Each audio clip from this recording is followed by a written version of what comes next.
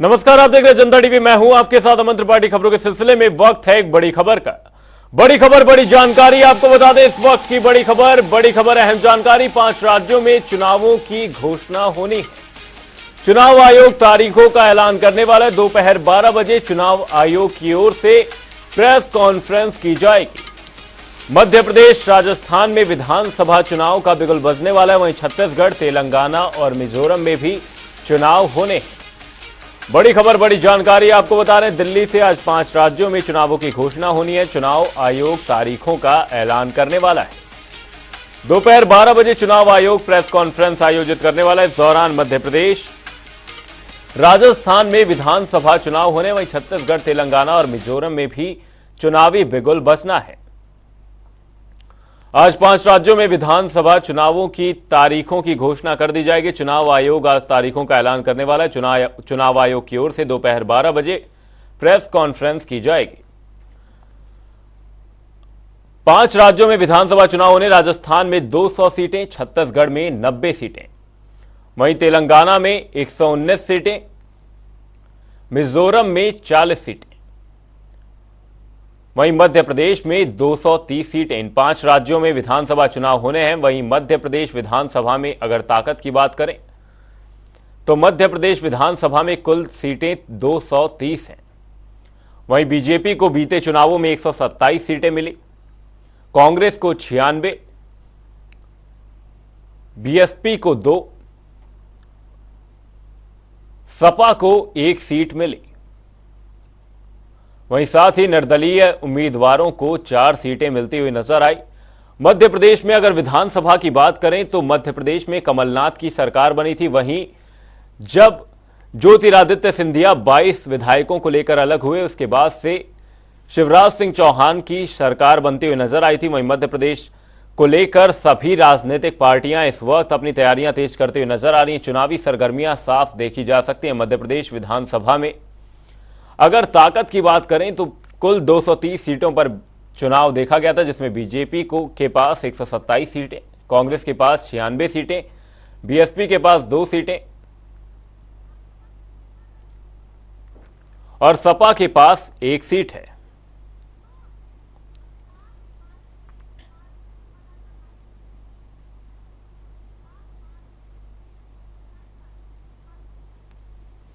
इसी खबर पर अनुराग मालवीय भोपाल से हमारे संवाददाता हमारे साथ जुड़े हुए हैं। अनुराग, आज प्रेस कॉन्फ्रेंस की जानी है।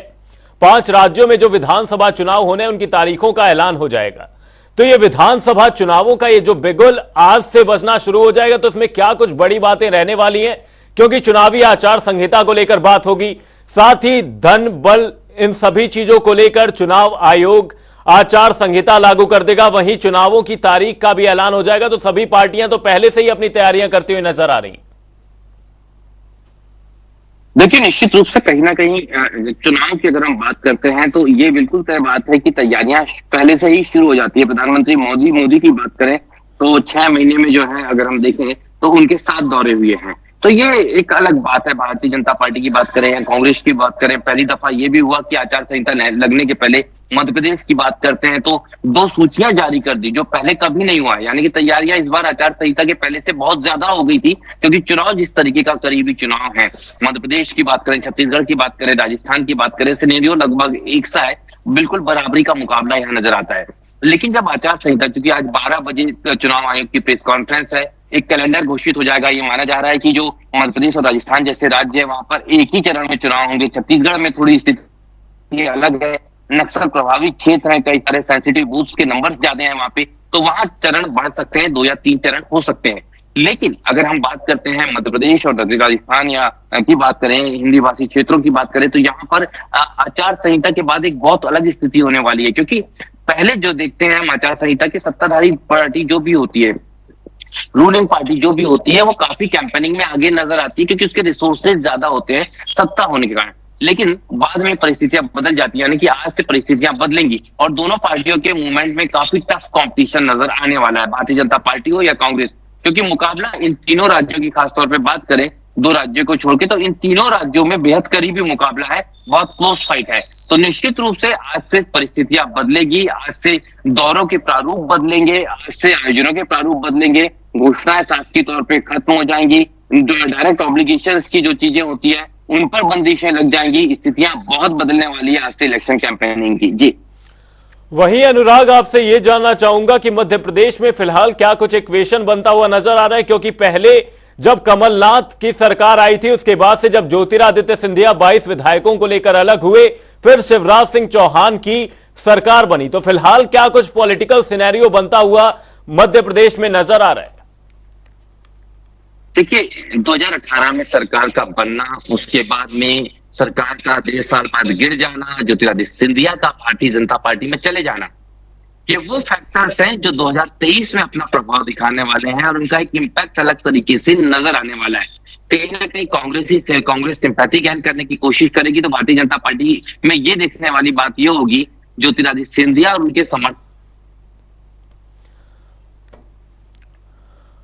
मध्य प्रदेश में जिस तरीके के सिनेरियो यहां पर बनते हुए नजर आ रहे हैं, मध्य प्रदेश में तो यहां पर भारतीय जनता पार्टी लगातार अपनी तैयारियां करती हुई नजर आ रही, वहीं कांग्रेस के लिए यहां पर अनुराग कैसे ये साख का सवाल बन जाता है, क्योंकि कमलनाथ सरकार से जिस तरीके से जब ज्योतिरादित्य सिंधिया अलग हुए तो वहां पर कांग्रेस की सरकार गिर गई थी, जिसके बाद से भारतीय जनता पार्टी ने सरकार बनाई, तो यहां पर कांग्रेस के लिए किस तरीके से एक साख का सवाल हो जाता है?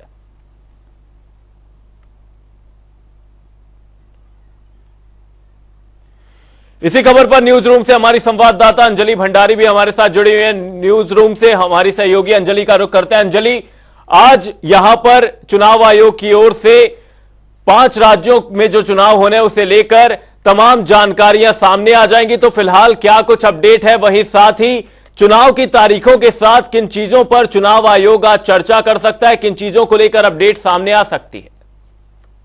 देखिए अमन, कुल मिलाकर आज जो चुनाव आयोग की तरफ से प्रेस कॉन्फ्रेंस लगभग 12 बजे होने जा रही है, उसके बाद ये ऐलान हो जाएगा 5 राज्यों में क्या कुछ तारीखें यहाँ पर रहेंगी, उसका ऐलान हो जाएगा। उसके बाद से आचार संहिता जो है वो लागू हो जाएगी।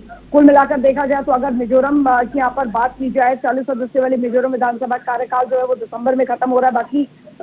बाकी जो 4 राज्य हैं उनकी अगर बात की जाए तो उनका जो विधानसभा का कार्यकाल है वो जनवरी में खत्म हो रहा है। तो कुल मिलाकर अभी संभावना यहाँ पर यही जताई जा रही है कि जो यहाँ पर मतदान है वो नवंबर के सेकंड वीक से दिसंबर तक के बीच में मतदान यहाँ पर हो सकता है।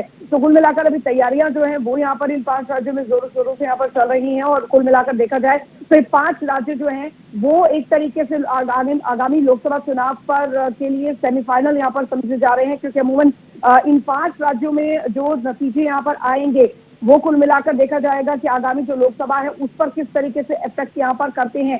लेकिन अगर बात यहाँ पर की जाए बीजेपी की, तो अंजलि, आपको इसी बीच रोकना चाहूंगा। आईएनएच से हमारे न्यूज रूम से, आईएनएच के न्यूज रूम से हमारे साथ स्वप्निल भी जुड़ गए।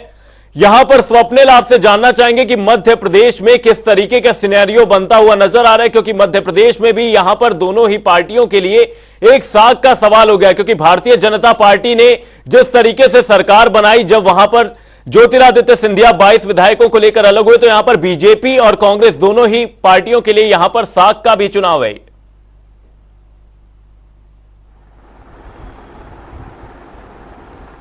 स्वप्निल, क्या आप मुझे सुन पा रहे हैं? छत्तीसगढ़ की अगर बात की जाए तो छत्तीसगढ़ में 90 विधानसभा सीटें हैं। जी सुन पा रहा हूं। जी स्वप्निल, आपसे छत्तीसगढ़ के विधानसभा सिनेरियो को फिलहाल समझना चाहूंगा, क्योंकि भूपेश बघेल की सरकार है, तो किस तरीके के सिनेरियो फिलहाल बनते हुए नजर आ रहे हैं छत्तीसगढ़ में, क्योंकि छत्तीसगढ़ में भी तमाम पार्टियां फिलहाल अपनी तैयारियां तेज करती हुई नजर आ रही।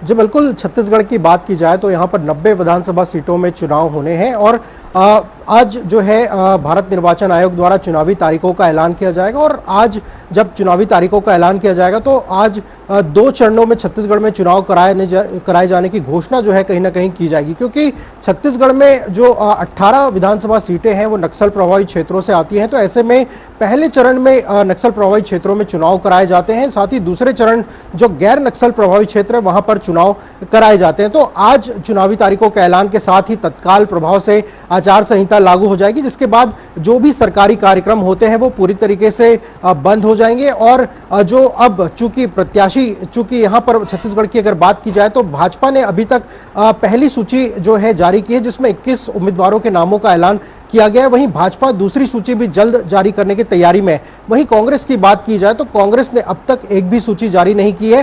हालांकि कल जो है प्रदेश कांग्रेस चुनाव समिति की बैठक हुई है, जिसमें सभी 90 सीटों में सिंगल नाम तय किए जाने की बात सामने आ रही है और इसको अब कांग्रेस स्क्रीनिंग कमेटी की बैठक में रखा जाएगा, जिसके बाद सीसी की बैठक में जो है अंतिम मुहर कांग्रेस की जो है पहली सूची पर लगा दी जाएगी। तो दोनों ही दल, चाहे वो भाजपा हो कांग्रेस हो, सभी अपने प्रत्याशी चयन को लेकर कहीं ना कहीं जो उनकी कवायदें हैं वो तेज हो चली है। साथ ही छत्तीसगढ़ में आम आदमी पार्टी भी सक्रिय दिखाई दे रही है। उसने भी अब तक 2 सूची जारी करके अपने प्रत्याशियों के नामों का ऐलान किया है। तो छत्तीसगढ़ में सत्तासीन कांग्रेस जो है वो पूरी ताकत के साथ जो है चुनावी मैदान में। वहीं 2018 के चुनाव में 15 सीटों पर सिमटने वाली भाजपा भी सत्ता वापसी के लिए पूरे दमखम के साथ चुनावी मैदान में है। और कहीं ना कहीं जिस तरीके से भाजपा ने प्रदेश की कांग्रेस सरकार पर तमाम घोटाले और भ्रष्टाचार के आरोप लगाए, उन मुद्दों को लेकर ही भाजपा जो है वो कांग्रेस की सरकार को घेरते हुए नजर आ रही है। वहीं सत्तासीन जो कांग्रेस है, उन्होंने 5 साल में जो सरकार ने काम किया उसको लेकर जनता के बीच जो है वो कांग्रेस की सरकार जा रही है। तो काफी अहम और रोचक जो है वो छत्तीसगढ़ का चुनाव जो है होने वाला है, क्योंकि जो 15 सालों तक यहाँ पर भाजपा ने सरकार जो चलाई थी वो फिर से सत्ता वापसी के लिए पूरे दमखम के साथ मैदान में है। और छत्तीसगढ़ के भाजपा के संदर्भ में बात की जाए तो केंद्रीय गृह मंत्री अमित शाह खुद चुनावी रणनीति की कमान यहां पर संभाले हुए। तो देखना दिलचस्प होगा जब यहां पर चुनाव होते हैं तो कौन सी जो है पार्टी जो है चुनाव यहां पर कांग्रेस की सरकार वापस से बनती है या भाजपा सत्ता वापसी कर पाती है। जी तमाम जानकारी के लिए बहुत बहुत धन्यवाद स्वप्निल। अभी सारे मेहमान हमारे साथ जुड़े रहेंगे। वक्त है एक छोटे से ब्रेक का। ब्रेक के उस पार खबरों का सिलसिला जारी रहेगा।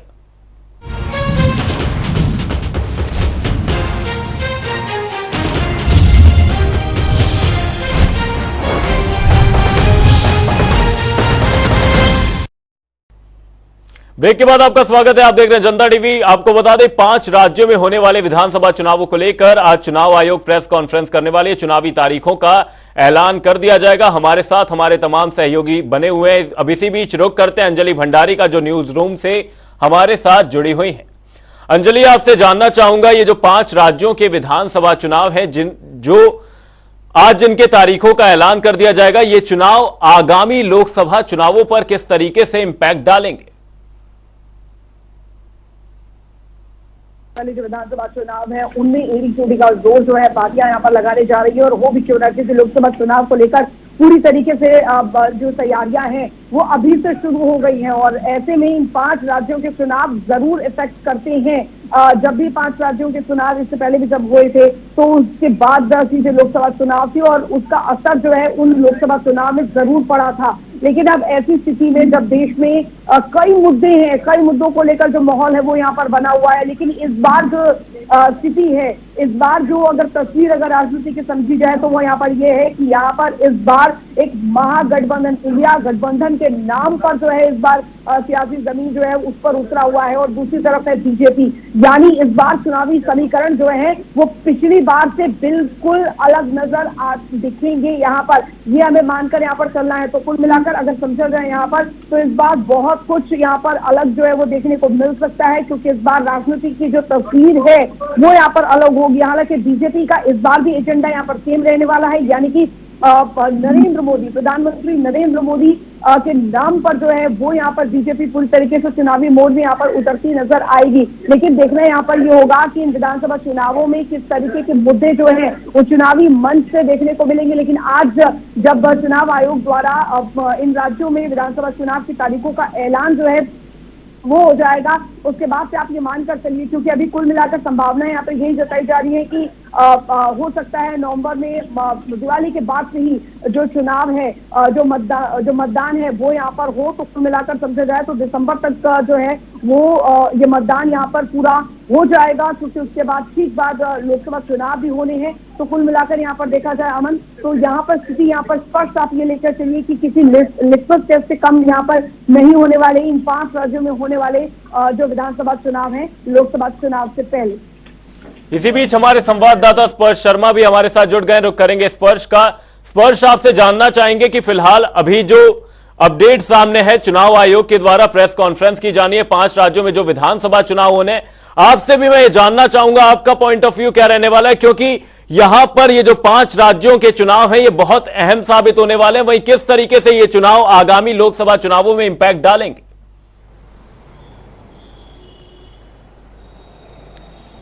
देखिए, सत्ता के फाइनल से पहले सेमीफाइनल ये 5 राज्यों के विधानसभा चुनाव जो है देखने को मिलते हुए नजर आएंगे। दोपहर 12 बजे चुनाव आयोग की तरफ से जो है ऐलान यहाँ पर जो है इन तमाम 5 राज्यों में किया जाएगा। छत्तीसगढ़, मध्य प्रदेश, राजस्थान, तेलंगाना, मिजोरम और एक तरीके से कई अहम राज्य जो है यहाँ पर देखने को मिलते हुए जो है नजर आते हैं, जिसमें जो है बीजेपी की सरकार भी देखने को मिलती हुई नजर आती है, कांग्रेस की सरकार भी देखने को मिलती हुई नजर आती है। तमाम पॉलिटिकल पार्टी के सामने चुनौती है कि किस तरीके से जो है वो खुद को जो है वापसी सत्ता में जो है दिलाती हुई नजर आएगी। छत्तीसगढ़ की बात करें, राजस्थान की बात करें, कांग्रेस एक जो सरकार जो है चलाती हुई नजर आ रही है। छत्तीसगढ़ में मजबूती के साथ सरकार है, राजस्थान में एक फाइट जो है देखने को मिलती हुई नजर आती है। इसी तरीके से मध्य प्रदेश की बात करें तो वहां पर भी जो है बीजेपी जो है सरकार में है, तो ऐसे में किस तरीके से जो है वो क्या सत्ता वापसी जो है करती हुई नजर आएगी। लगातार 15 साल से सरकार जो है मध्य प्रदेश में जो है चलाते हुए जो है नजर आ रही है।